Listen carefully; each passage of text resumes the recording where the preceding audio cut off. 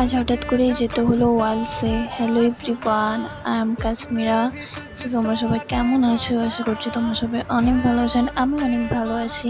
দেন সকাল সকাল উঠে ব্রাশ করে ভাবনা চিন্তায় পড়ে গিয়েছিলাম যে এত রোদে কী করে বাইরে বেরোবো। দেন ভাবনা চিন্তা বাদ দিয়ে বসে পড়ি মিষ্টি নিয়ে। জানো তো, এটা আমার অনেক পছন্দের একটা মিষ্টি। আমার মা পানি ভরতে দিয়ে দেয় আর আমাকে বলে যে আজকে ওয়ালসে যাওয়ার ডেট আছে। তো আমি এখানে পানি ভরতে গিয়ে দেখো কতটা পানি ফেলে দিয়েছি প্রায়। তো পানি ভরা কমপ্লিট করে আমি এখানে রেডি হতে বসে পড়েছি।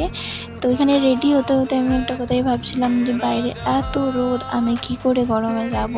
প্রায় আমি এখানে রেডি হয়ে গিয়েছিলাম, তো ক্যামেরার সামনে একটু ফ্লেক্স করছিলাম। তো আমার রেডি হওয়া মানে বোরখা পরা, হিজাব করা, দেন রেডি, ব্যাস তারপরে বেরিয়ে পড়ি, টোটোতে উঠে যাই। তো এই বাচ্চাটাকে দেখছো, এর জন্যে আজকে আমাকে যেতে হয়েছিল ওয়ালসে।